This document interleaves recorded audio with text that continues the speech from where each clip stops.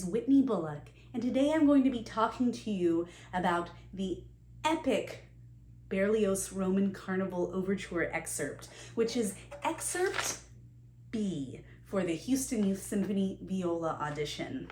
Now, I say epic because this Berlioz Roman Carnival Overture excerpt is on literally 100% of professional orchestra audition lists. Okay, maybe not 100%, but you will see this a lot if you keep on with studying the viola.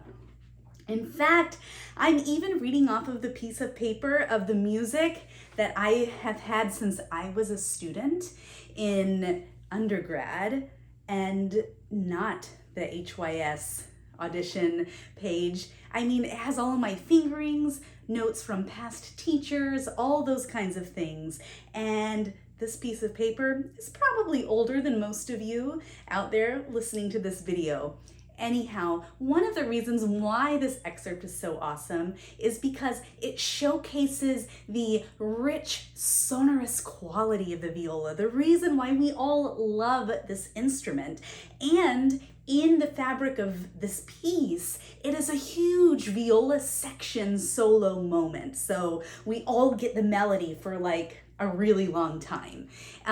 So let's get started with some strategies for approaching this excerpt. First off, the most important thing besides practicing it yourself is listening to it. So please type in Berlioz Roman Carnival Overture into YouTube, and many fantastic orchestras performing it will crop up. Now, here is what is awesome about finding this excerpt within a video. It's like almost right at the beginning of the piece.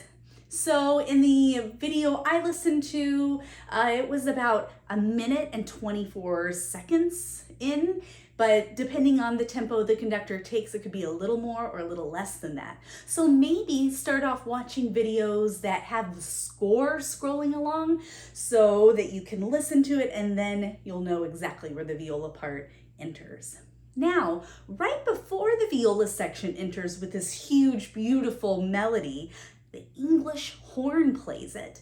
And we need to really think of embodying this English horn sound. So really, don't just listen to the viola players play it, listen to the English horn playing it right before the viola section comes in.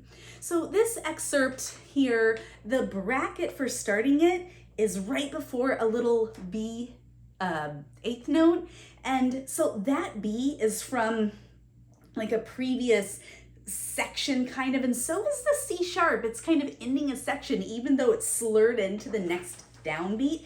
So the next downbeat is really where the melody starts. So we really kind of have to have a color change within that crescendo.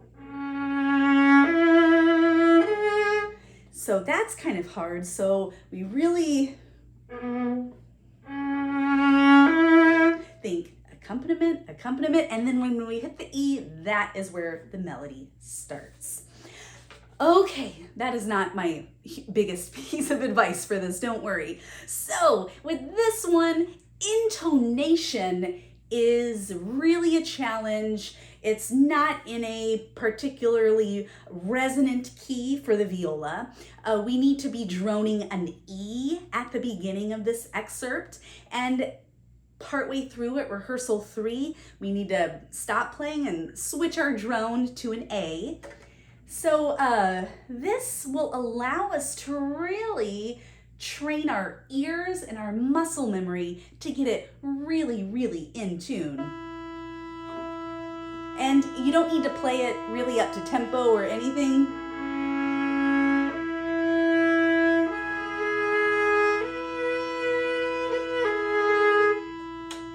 Although you can use the drone when you were actually doing a run of the excerpt, but just to, again, that muscle memory of really, really arriving at the pitch and hearing it in your ear before your finger touches the fingerboard.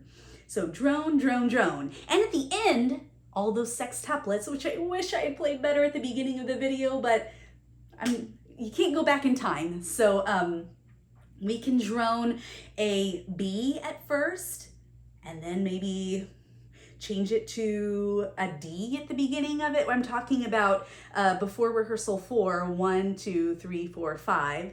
So droning a B or a D in that area. Maybe then switching it to an A once you get to the very last line of the excerpt. So let's start off talking about these sextuplets first. We will talk about the end, because for something that's probably the hardest part of the excerpt, it's actually the least important thing going on in a way in the orchestra at the time. And so our mood and our energy also has to reflect that. Like literally after playing the exuberant solo, we are back in viola mode. Just really like a robot. A musical robot, but now we're back. Accompaniment, soft, but it's really hard. So practice with rhythms, please. Long, short, long, short. Short, long, short, long. This one is in groups of 3, so you could... And one of the biggest challenges with this is people doing their string crossings too big. So really, if you can think of actually your bow only playing on the inner side of your C string, it's more of just like a feeling than an actuality. Our bow can't really access that part of the string, but we can kind of slowly feel like our bow barely will tilt back and forth to hit those C string notes. And one way to kind of feel that is to play a chord between the note right before the C string note and then the C string note. So, and you barely have to tilt your bow before the F sharp sounds. Or let's see, let's go to the 3rd bar of the sextuplets.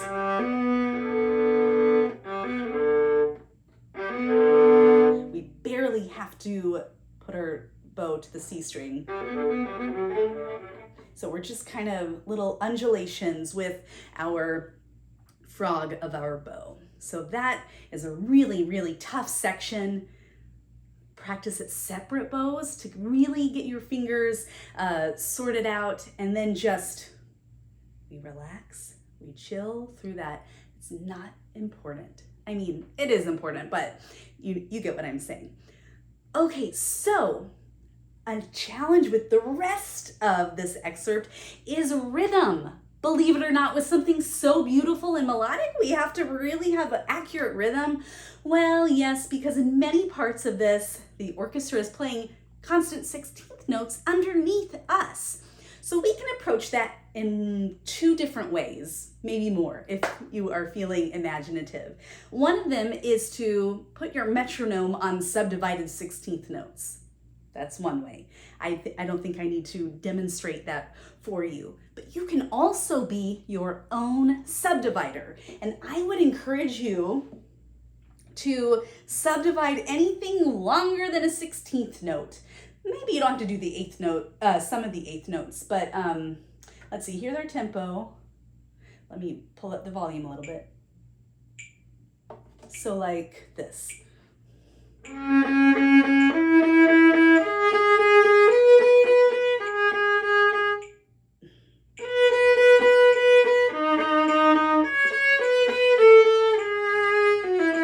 Or you could, and you know, I'm not paying attention really to the bowing. It's just really feeling how those 8th notes and quarter notes we're getting right into their DNA, and we're realizing that actually when we subdivide them to little small increments, our bow needs to really be into the string and sustaining through sounds and shifts, even though it might be a long note. And one of those tricky long notes is one before rehearsal 2. That long E, I guarantee you, it's really much longer than you think it is. So when we get there, 1,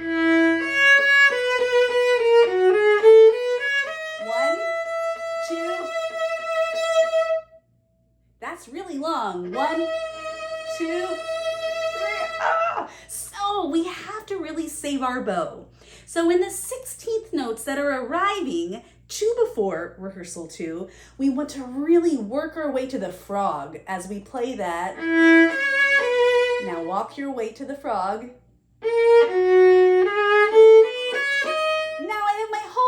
piano to use. 1, 2, 3. So it's that kind of calisthenics and really being aware of where and what part of the bow we are in. In my part here, I even have like middle part in some parts, upper half, this, that. It's planned out so that I'm not like cut out at the tip or in the middle or at the frog in an awkward spot. So really, when you are practicing this, be aware of what part of the bow you're in.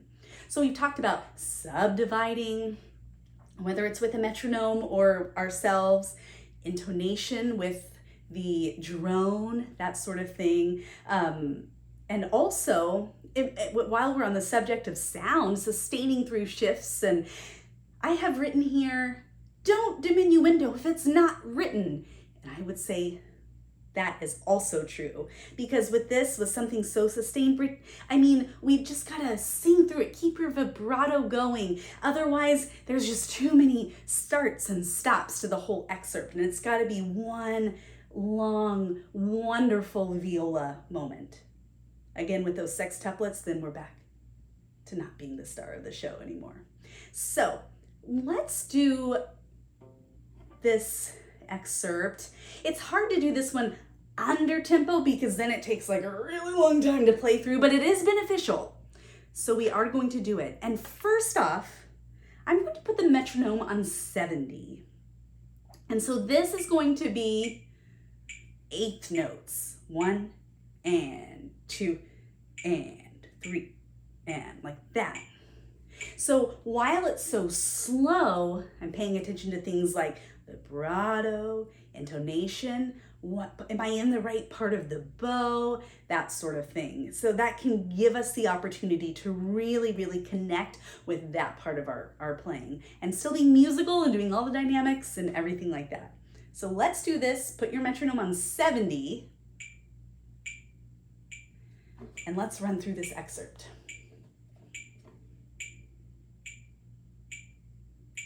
1 and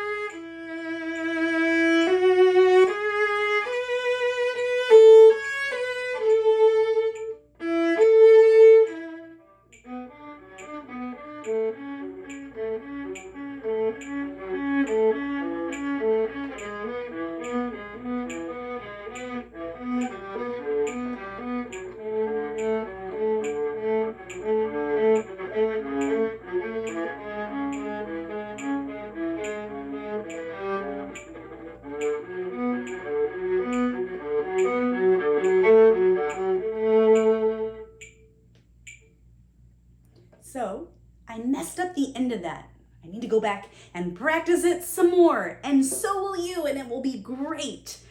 But we don't have time for that today. So it occurred to me while I was playing through this at rehearsal 3, listen in the recordings that you listen to, how the mood of the melody changes. All of a sudden percussion is added in. There's some tambourine added in. It's just a more ebullient version of the melody. So try to also bring that out in your playing too.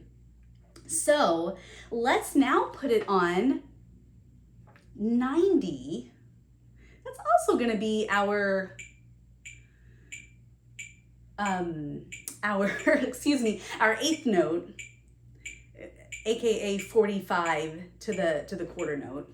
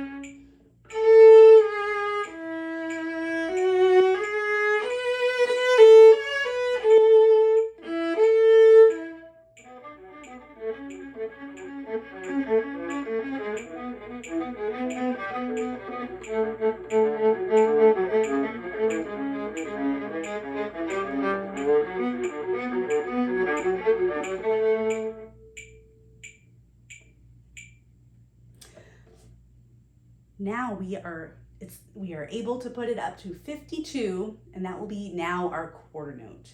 Although I do encourage you again to put it on 8ths, 16ths, subdivisions. And one last little note, bowings are, you will see many different bowings if you watch this on YouTube with symphonies. Your teachers will have different bowings. Everybody has stuff that like feels good to them.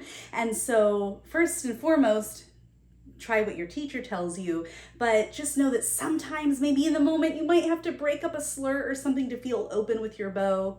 I think that's okay in an audition situation like this, even though we should be prepared to do the bowings that we practiced. But I've changed a few fingerings and bowings here and there just based on the tempos that we were doing and that sort of thing. And I think that the key is just to fill our sound with gorgeous vibrato and tone, and to really pretend like you've got a whole room of viola playing friends playing this with you. So thank you again for practicing and learning this with me. I love this excerpt, and now I'm going to do it at quarter note equals 52.